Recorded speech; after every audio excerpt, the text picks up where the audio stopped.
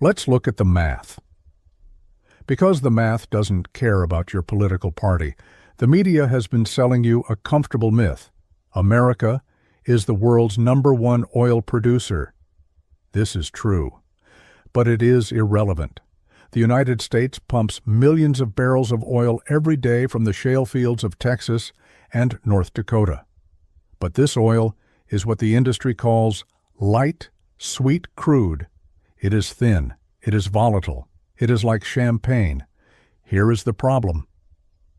The massive industrial refineries along the Gulf Coast, the beating heart of the American energy grid, were not built for champagne.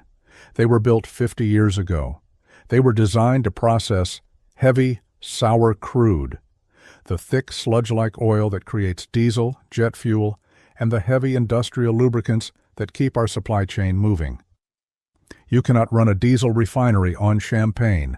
For decades, we solved this mismatch by importing heavy crude from our friends, mainly Saudi Arabia. But friendship in geopolitics is a depreciating asset. By mid-2024, that relationship had effectively flatlined. Riyadh stopped listening to Washington. They cut production to keep prices high. They joined BRICS, and most importantly, they started directing their heavy crude east to China. Suddenly, the United States faced a critical shortage, not of oil, but of the right kind of oil. Without heavy crude, the refineries stall. If refineries stall, the price of diesel skyrockets. If diesel skyrockets, the price of everything, from the food on your table to the Amazon package on your porch, goes up. Inflation wasn't done with us. It was just taking a breath. The administration knew this. They tried to band-aid the problem. They drained the Strategic Petroleum Reserve. In 2022, they released 180 million barrels to keep gas prices down before the midterms. It was a political survival tactic, but it carried a strategic cost. Today, in 2026, the SPR is at its lowest level since 1983. The emergency buffer is gone. So Washington looked at the map. They needed a massive source of heavy crude, immediate access, close proximity. Canada? Pipelines are at capacity. Russia? Sanctioned and hostile. Iran? Out of the question. That left only one option on the board, the Orinoco Belt in Venezuela, 300 billion barrels of proven reserves, the largest heavy crude deposit on the face of the earth. Just a few days sailing from Houston, it was sitting right there. But it was locked behind a wall of sanctions, and guarded by a government that was actively negotiating to hand the keys over to Beijing. This is the catalyst event that the mainstream news missed. On December 28th, intelligence reports, which are now partially declassified, indicated that Nicolas Maduro signed a secret protocol with Beijing. It wasn't just an oil sale. It was an integration agreement. Venezuela was preparing to officially price its oil in yuan and integrate its banking sector into China's CIPS payment system. If that switch had been flipped, 20% of the world's remaining oil reserves would have effectively vanished from the dollar system overnight. That is an existential threat, not to democracy, but to the U.S. Treasury bond market. So when you see National Security Advisor Jake Sullivan talking about restoring order, understand the translation. He is not talking about law and order in the streets of Caracas. He is talking about order in the ledger books of the Federal Reserve. They didn't invade a country, they foreclosed on a collateral asset. But there is a catch, a massive structural catch that no amount of Delta Force operators can fix. The oil fields are broken. Turn off the news. Right now. Ignore the headlines.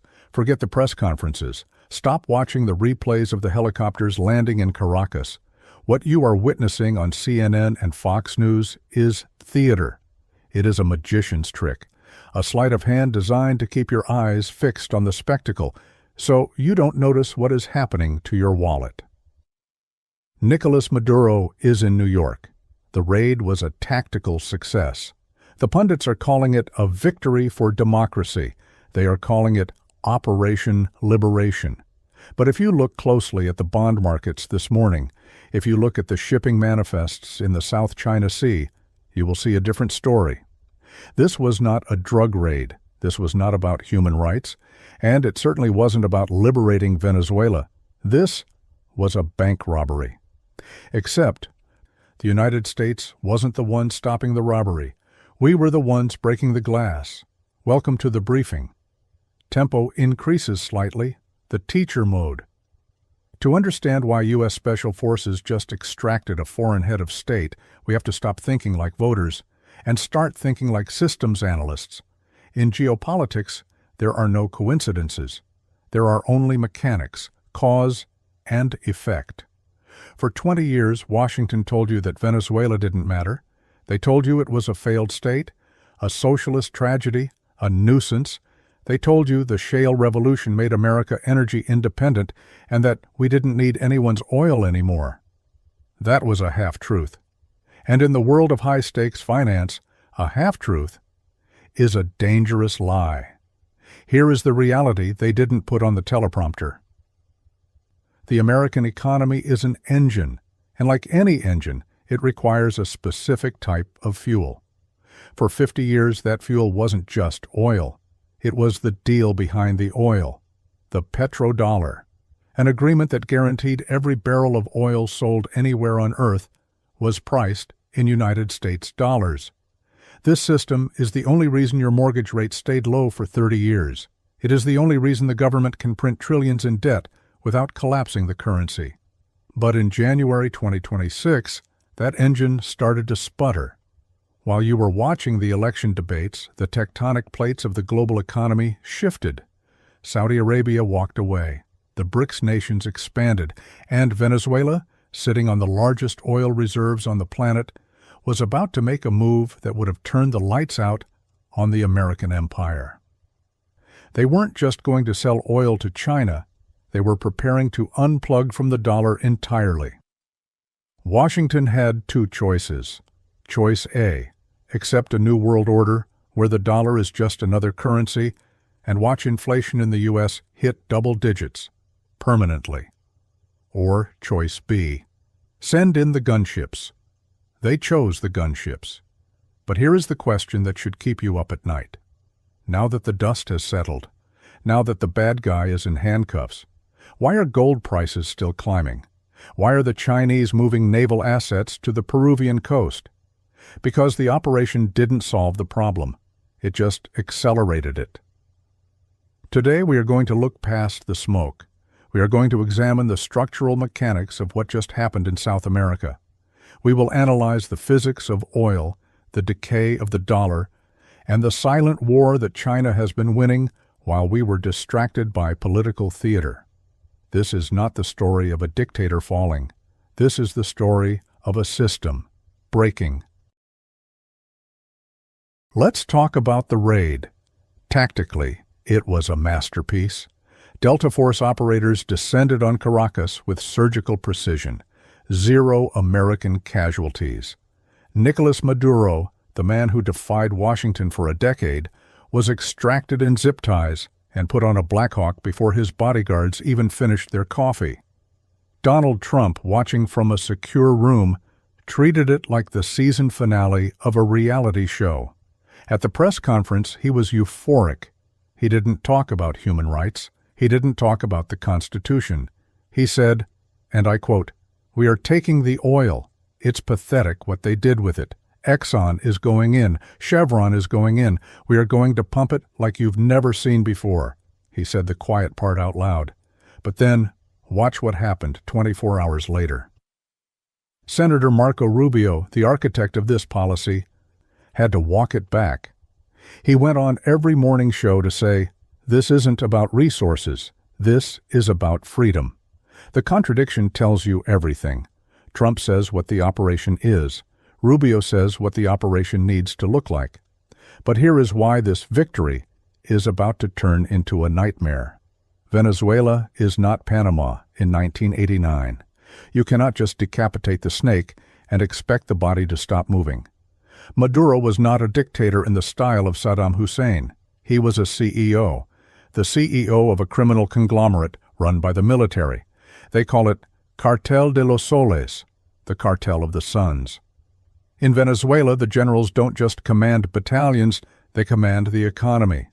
The general of the army runs the food distribution. The general of the Air Force runs the mining concessions. The National Guard runs the ports. We have removed the CEO, but the board of directors is still sitting in their offices, and they are heavily armed. What happens when you remove the man who signed the checks, but you don't remove the men who hold the guns? Chaos. We didn't liberate a country. We shattered a delicate mafia truce.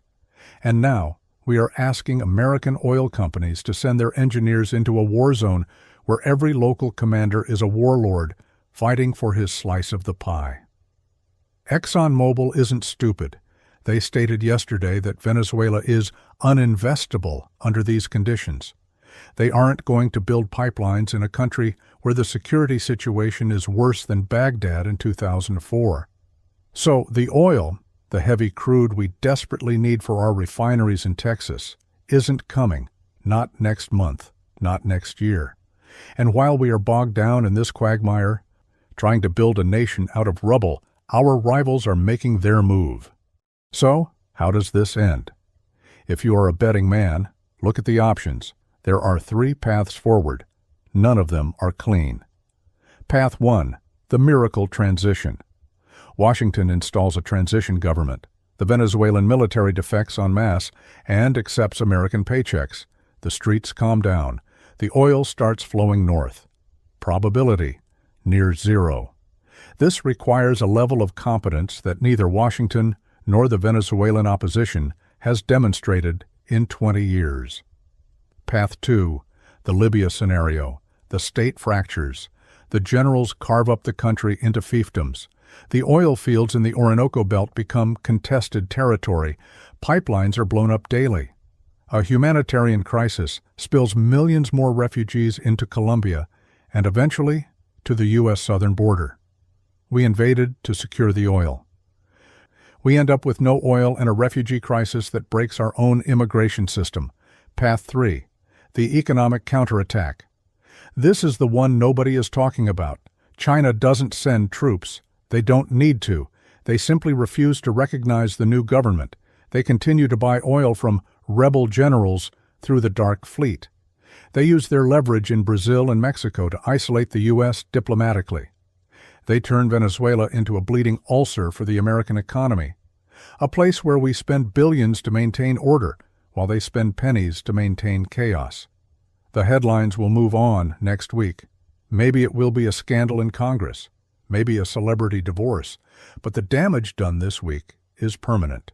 For 80 years, the global financial system was built on a simple premise: trust. You held U.S. dollars because they were safe. You sold oil in dollars because it was good business. But when the world sees that the reserve currency comes with a gun to your head, the calculation changes.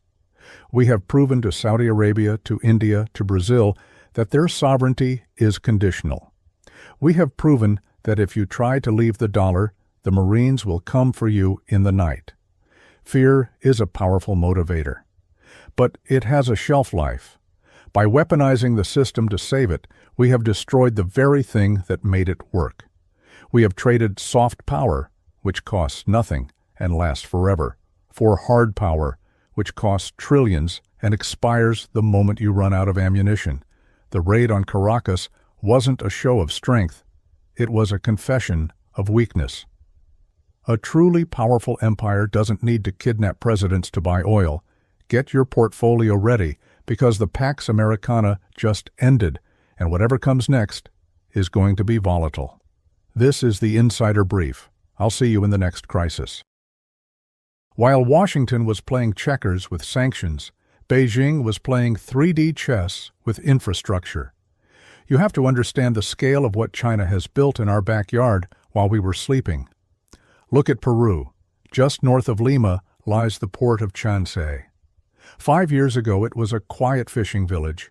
Today, it is a $3.5 billion megaport, owned and operated by COSCO Shipping, a state-owned enterprise of the Chinese Communist Party. This isn't just a dock. It is a digital gateway. It is fully automated. It is deep enough to handle the world's largest container ships, the ones that can't even fit through the Panama Canal. Why does this matter? Because for the first time in history, South America has a direct high-speed artery to Shanghai that completely bypasses the United States. Brazilian soy? It goes to Chancay. Chilean lithium? It goes to Chancay. And Venezuela's oil? That was the next logical step.